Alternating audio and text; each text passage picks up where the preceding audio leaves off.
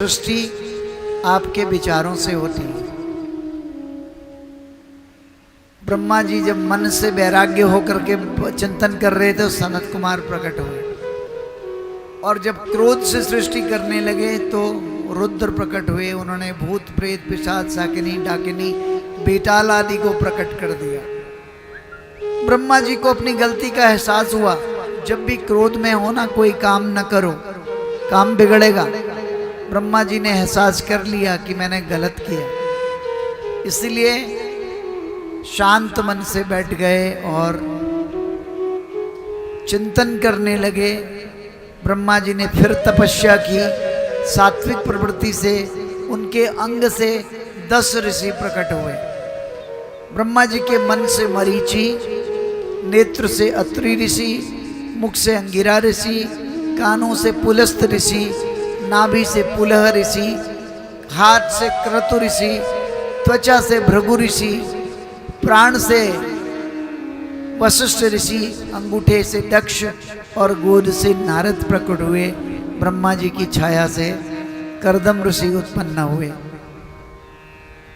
दाहिने स्तंभ से धर्म, पीठ से अधर्म, हृदय से काम, भौहों से क्रोध, नीचे के होंठ से लोभ, वाणी से सरस्वती, लिंग से समुद्र, गुहा से निरति और मुख से 4 वेद, 4 उपवेद, छंद, आगम, वर्णमाला। शरीर 2 भागों में विभाजित हो गया।